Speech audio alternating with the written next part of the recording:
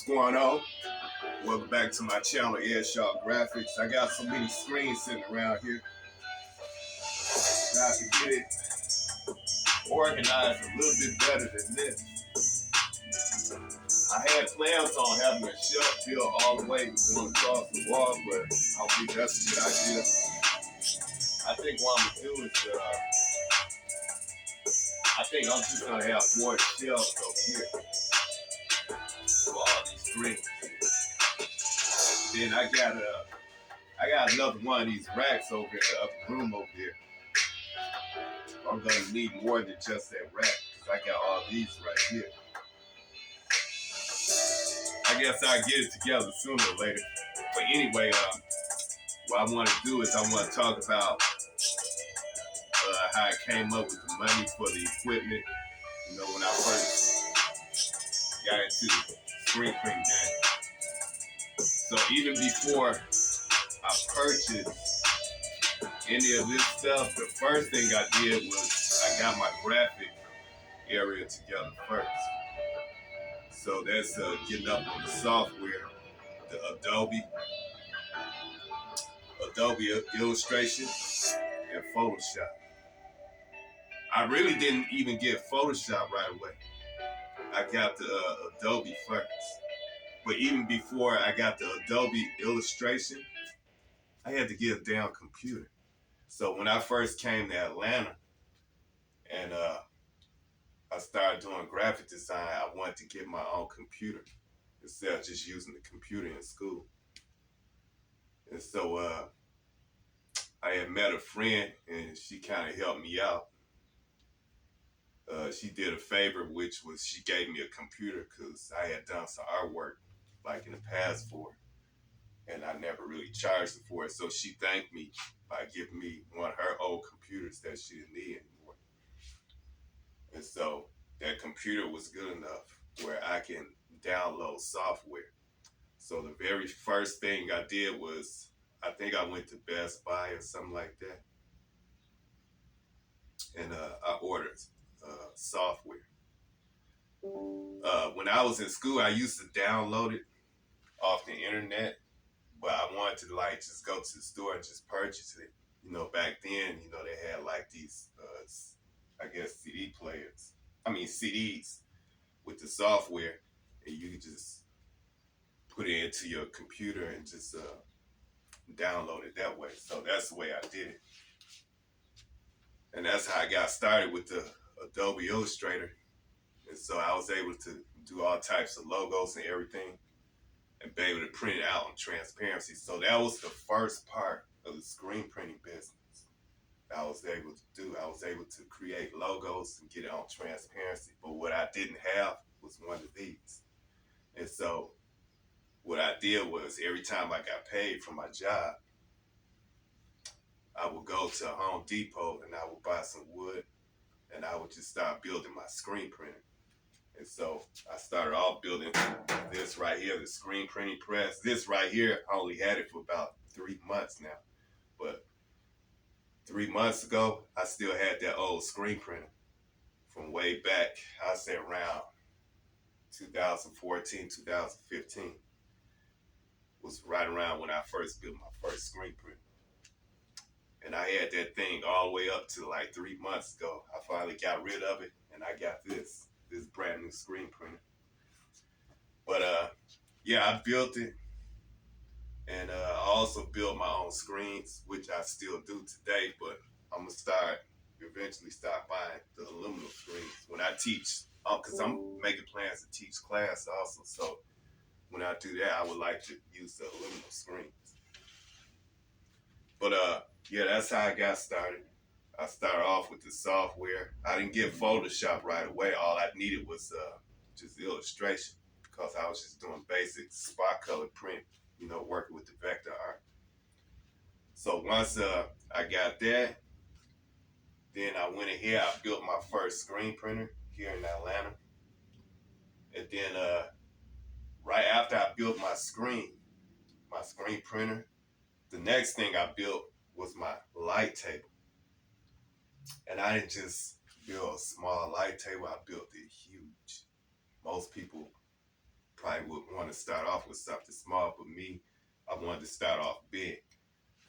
And so I built a 48 inch long, or maybe a little bit longer, probably maybe about 50 some inches. But the fluorescent lights that I installed inside my light table are 48-inch fluorescent light bulbs, which would be the same ones that I have in my ceiling. And so after I built that, oh, by the way, it's actually a vacuum top. So I had to buy a vac, and I installed it on the inside. And so that's the light table that I have.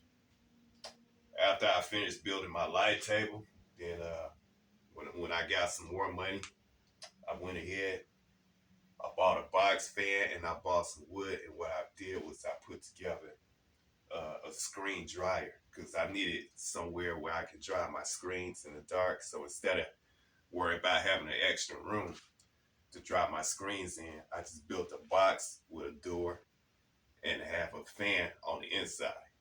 So I could just open the door, slide my screens in there, close it up, turn the fan on. And it takes only an hour for the screens to dry. And I still have it today, which is sitting all the way over in that corner right there. I think after I built my light table and I built my screen dryer, then that's when I decided to start buying ink. So the way I went about buying my ink, I think I bought like about 8 or 10 gallons of ink, but I didn't buy it all at once. Every time I got paid, I would go out and I would buy 1 gallon of ink. Then when I get paid again, I'll go buy another gallon. And then a week after that, another gallon. Then a week after that, and within about, I'd say in a couple of months, I would end up with about 8 gallons of ink. So I would start off with all the primary colors, such as red, white, blue, green. And then I didn't start really buying secondary colors until I got here. And then that's when I started adding more inks. But basically, that's all I did. I didn't get no loan from the bank or anything like that. I just took my hard-earned money and I just spent a little bit at a time. A little bit at a time. Even when I was building a screen printer, I couldn't get everything. But I just bought the wood first. I built the bottom part. Well, actually, I built the top part first. So I had to buy the 2x4s for the arms. I had to go on the internet. I ordered the turntable, which is something, a little thing that turns the screens around just like that. I think I ordered it from eBay. Then I had to go to the hardware store, or actually Home Depot. I had to buy the hooks and eyes and the the springs, and all the different types of screws that I needed.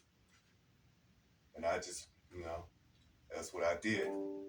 So that's basically how you can come about, just getting everything that you need. Every time you get paid for your regular job, you take a percentage of that money and you just put it towards some equipment that you need. Put the money towards building your equipment or buying your equipment. The last thing I bought right before I started doing some of my very first prints was the heat flash dryer, which would be this thing right here. Since it's on wheels, I can at least bring it over.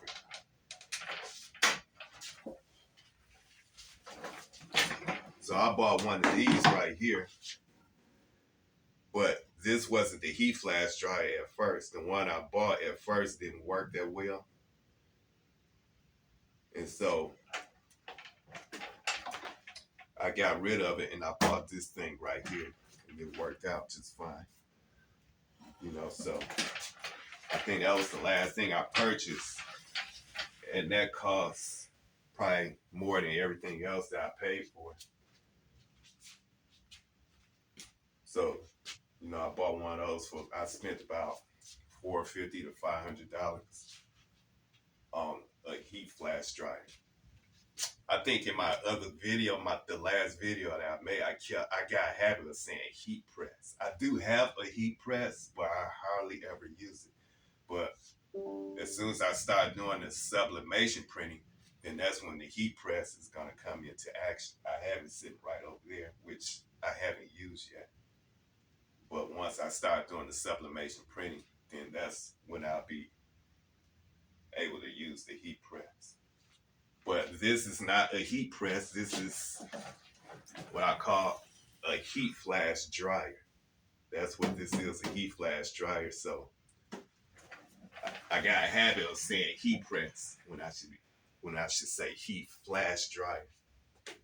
So that's what that is, a heat flash dryer. And other than that, that's pretty much it. So I hope you enjoyed my video. Airshaw Graphics. Got any comments? Leave it down in the comment section. Any questions, suggestions, or whatever. You want more of this content? Become subscribers. Subscriptions for free.